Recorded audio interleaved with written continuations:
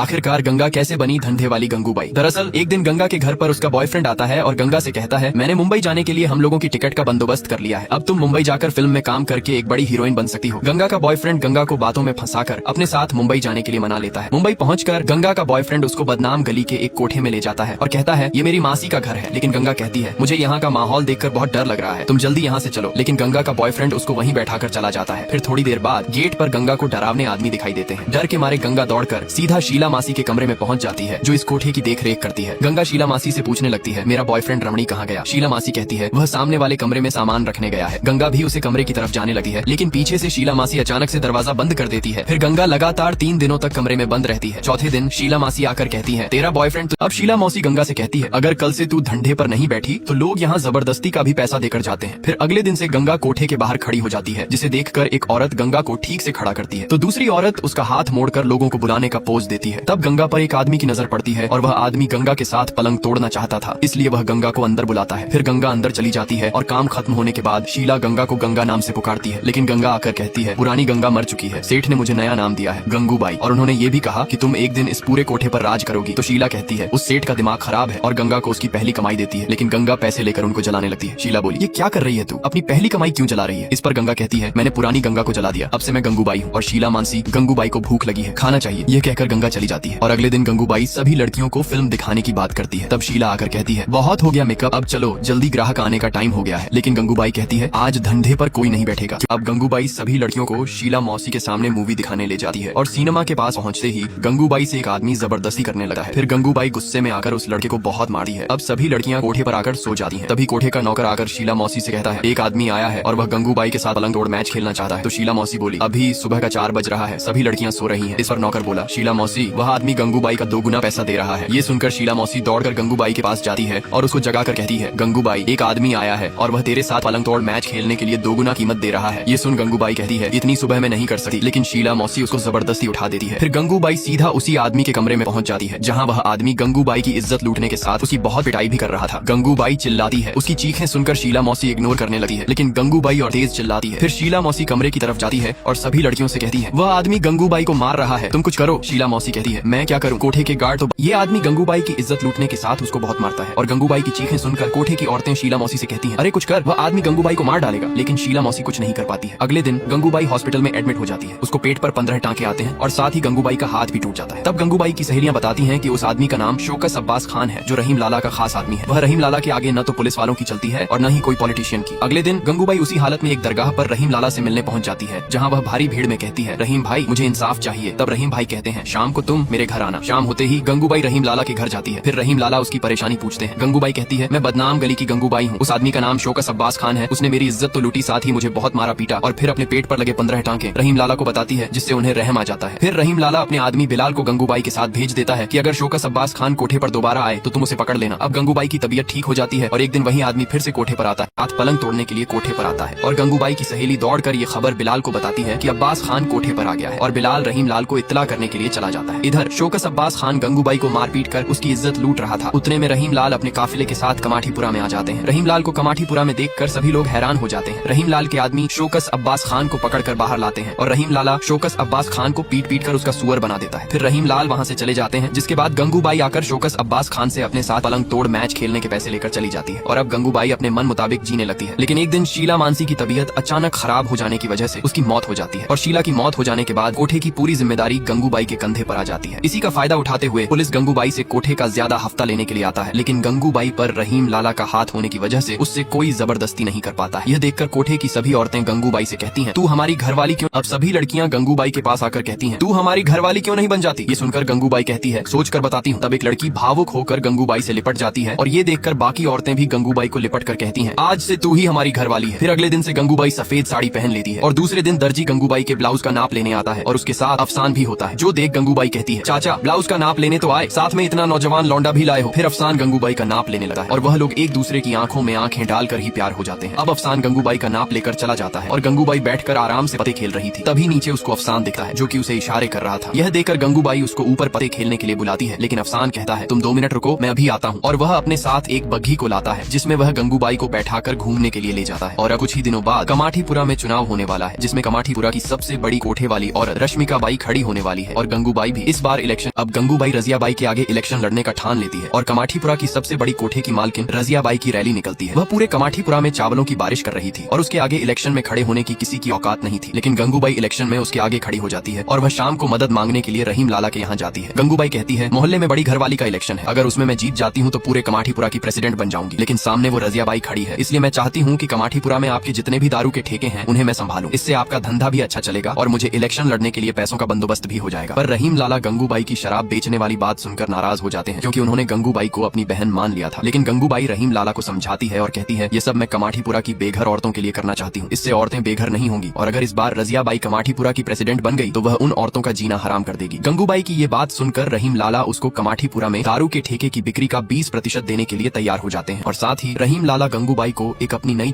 अब रहीम लाला गंगूबाई को अपनी नई चमचमाती हुई कार गिफ्ट कर देते हैं और उसे मुंबई की माफिया क्वीन बनने का टैग देते हैं। फिर गंगूबाई उसी गाड़ी में अफसान को पूरा शहर घुमाती है और रात को गंगूबाई फूल टल्ली होकर कोठे पर पहुंचती है, जहां उसे राजियाबाई के मुलाजिम मिलते हैं और वे लोग गंगूबाई को बताते हैं कि राजियाबाई ने तुम्हें 6 बजे अपने दफ्तर पर बुलाया है। ये सुनकर गंगूबाई राजियाबाई के मुलाजिमों को पीट पीट कर भगा देती है। अगले दिन गंगूबाई कोठे पर आराम फरमा रही थी, तभी उसके कोठे पर पुलिस की रेड पड़ जाती है, लेकिन गंगूबाई पुलिस वालों को रिश्वत देकर बात ही रफा दफा कर देती है। तब दूसरा पुलिस वाला आकर गंगूबाई को बताता है कि यह सब उस राजियाबाई ने करवाया है, अगर तुम राजियाबाई के आगे झुक गई तो वो तुम्हें माफ कर देगी। लेकिन वही गंगूबाई को झुकते न देखकर राजिया खुद उससे मिलने चली आती है और गंगूबाई को धमकाते हुए कहती है, जिस घर की तू बादशाह बनना चाहती है उस गली के एक एक पत्थर के नीचे मैंने तेरे जैसों को दफनाया है और तू मुझे तेबर दिखा रही है। ये सुनकर गंगूबाई कहती है, मैं तुम्हें तेबर नहीं दिखाऊंगी, मैं तुम्हें तारे दिखाऊंगी। ये सुनकर राजिया कहती है, मुझे तुम्हारी औकात दिखाने में ज्यादा समय नहीं लगेगा, इसलिए तुम इलेक्शन भूल जाओ, कमाठीपुरा राजियाबाई था उसी का रहेगा। अब ये बात गंगूबाई रहीम अब राजियाबाई गंगूबाई को धमकी देते हुए कहती है, तू मेरे आगे इलेक्शन लड़ेगी, तेरी जैसी कई आई और कई चली गई, और ये कहकर रजियाबाई वहाँ से चली जाती है। फिर गंगूबाई धमकी देने की खबर रहीम लाला को फोन लगाकर बताती है और अपनी हिफाजत के लिए रहीम लाला से उनके आदमियों को कमाठीपुरा भेजने के लिए कहती है। अब शाम को रजियाबाई की सभा होती है, लेकिन गंगूबाई पर्दे पर दीवानगी वाली पिक्चर लगा देती है, जिसकी वजह से कमाठीपुरा की सारी औरतें फिल्म देखने के लिए आ जाती हैं और कोई भी रजियाबाई की सभा में नहीं जाता है। यहाँ रजियाबाई को अपनी सभा की खाली कुर्सियां देकर बहुत गुस्सा आता है। फिर गंगूबाई रजियाबाई की औकात दिखाने के लिए उसकी सभा में जाती है और उसको नीचा दिखाती है। अगले दिन गंगूबाई छत पर टहल रही थी, तभी उसकी नजर रोशन नाम की लड़की पर जाती है। रोशन कोठे पर काम करने वाली कुसुम की लड़की है और कुसुम अपनी बेटी रोशन को कोठे पर बिठाना नहीं चाहती, बल्कि उसे पढ़ना लिखना चाहती थी। इसलिए कुसुम रोशन को अफीम का नशा देकर लोगों की नजर से छुपाए रखती है। यह देकर गंगूबाई ठान लेती है कि वह रोशन की शादी करवा कर ही रहेगी और फिर गंगूबाई उसी लड़की को लेकर अफसान के घर जाती है और अफसान की माँ के सामने अब गंगूबाई रोशन को लेकर सीधा अफसान के घर पहुंच जाती है। फिर अफसान की माँ के सामने रोशन और अफसान की शादी करने की बात करती है। ये बात सुनकर अफसान को बहुत हैरानी होती है, क्योंकि अफसान ने तो गंगूबाई के साथ शादी करने का मन बना लिया था, लेकिन गंगूबाई अफसान को दहेज में 30 तोला सोना और 50,000 रुपए नगद देने की बात करती है। ये ऑफर सुनकर अफसान की माँ शादी करने के लिए तैयार हो जाती है। फिर गंगूबाई अफसान को अपनी गाड़ी में ले जाती है और अफसान गंगूबाई से कहता है, मैं इस शादी से बिल्कुल खुश नहीं हूँ। लेकिन गंगूबाई बोली, अगर तुम उस लड़की से शादी कर लोगे तो उसकी जिंदगी बच जाएगी। अफसान कहता है, आप इलेक्शन के पीछे मेरी कुर्बानी कर रही है। ये सुनकर गंगूबाई कहती है, मैं कमाठीपुरा की औरतों की जिंदगी के लिए तुम्हारे जैसे 100 अफसान को भी कुर्बान कर सकती हूँ। जिसके बाद रोशन और अफसान की शादी हो जाती है और गंगूबाई भी कमाठीपुरा का इलेक्शन जीत जाती है और वह कमाठीपुरा की बड़ी बाई बन जाती है, जिससे वह सभी औरतों का शुक्रिया अदा करती है। अब अगले दिन से ही गंगूबाई सभी पुलिस वालों के हफ्ते सेट कर देती है और बाकी की बची हुई कमाई कोठे की औरतों के अकाउंट में जमा कर देती है। इसी बीच गंगूबाई अपने घर काठियाबाड़ी फोन लगाती है। पार्ट 11 के लिए लाइक, सब्सक्राइब और कमेंट में जय श्री राम लिखें।